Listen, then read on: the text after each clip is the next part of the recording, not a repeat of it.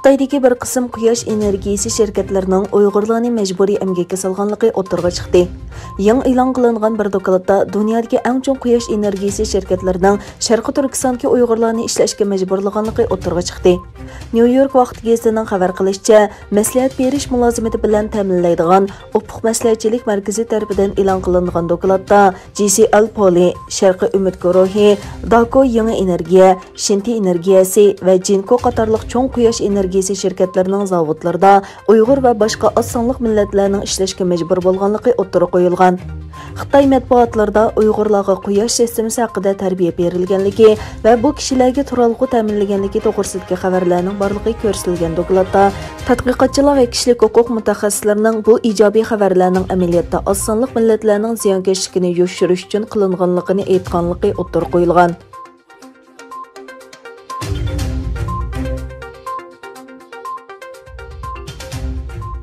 İjtimoiy aloqa to'ri bekiti Twitter Xitoyning Amerikada turishliq elchixonasining Uyg'urlarning balaliq bo'lishini cheklashni maqtagan uchurini o'chirdi. Xitoy elchixonasining uchurida Xitoy hukumatı Uyg'urlar orasida jinsiy barobarlik va ko'payish sog'lomligini ilgari surdi, Uyg'ur ayollarini ozod qildi va ularni buvoq yasash mashinasi bo'lishdan qutqizdi degan mazmunlar bor bo'lib, Twitter bu mazmunning insoniy axloqdan chetlaganligini aytgan. Xitoyning Amerikadagi elchixonasi bu tweetni payshanba kuni atdeganda yo'llagan bo'lib, Twitter shirkati juma kuni uni o'chirib o'tgan. Twitter bu yozma Twitterning qoidasiga xiloflik qildi deb eskartgan.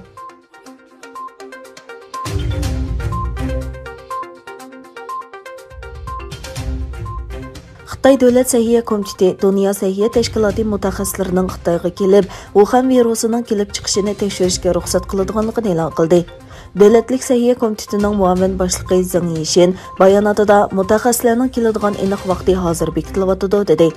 Xitoy amaldori yana Dunyo Sahiya Tashkiloti mutaxassislarining tadqiqotining Wuhan virusining kelib chiqishini oydinlashtirishini umid qiladiganligini bayon qildi.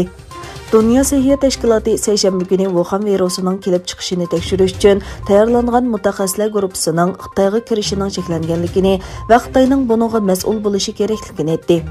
Dunyo Sahiya Tashkilotining raisi Gibrios seshanba kuni Xitoyning Dunyo Sahiya Tashkilotining viza rasmiyatini bajarmaganligidan umidsizlanganligini aytdi.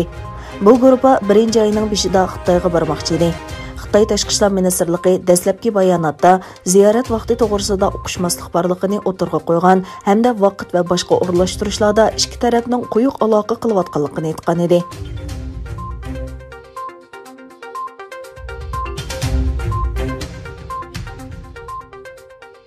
Amerikaning Birlashgan Davlatlar Tashkilotidagi sobiq doimiy vakili Nikki Haley Amerika prezidenti Donald Trumpning Twitter hisobining mangulik to'xtatilishi to'g'risida mundaq dedi. Kishilarni jimiqtirish davlatimizda emas, Xitoyda bo'ladi dedi.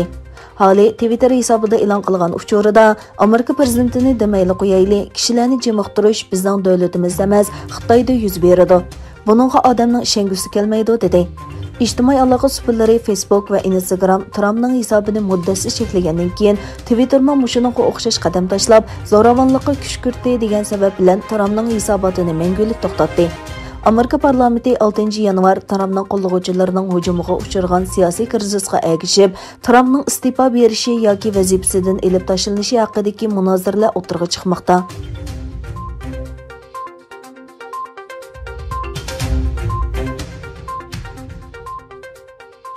Amerika Tashqi ishlar ministri Mike Pompeo Amerikaning Tayvan bilan bo'lgan munosabatidagi barliq cheklamalarni bekor qilganligini e'lon qildi. Pompeo Donald Trump hukumatining vazifa muddati to'shqi sanoqliqli kun qolganda Amerika Tayvan munosabatiga doir muhim bayonot e'lon qildi. Tayvanning harakatchan va ittifoqdosh davlat ekanligini, ammo Amerika Xitoy munosabatini tangponglashtirish uchun o'zlari bir qism cheklamalarni elib kelganligini bayon qilgan Pompeo, bugun biz o'zimizga qo'ygan barliq cheklamalarni chiqarib tashlaymiz dedi. Pompeo yana Amerikaning dunyoning nurg'un joylaridagi g'ayri rasmiy ittifoqdoshlar bilan bo'lgan munosabatini saqlaydiganligini, Tayvanning bundan mustasno emasligini aytdi. Pompeo Amerikaning Birlashgan Davlatlar Tashkilotidagi doimliq vakili Kelly Craftning qisqa vaqt ichida Tayvanda ziyoratda bo'ladiganligini e'lon qilgandan keyin Xitoy bu xil ziyoratga qat'iy qarshi turadiganligini bildirgan edi.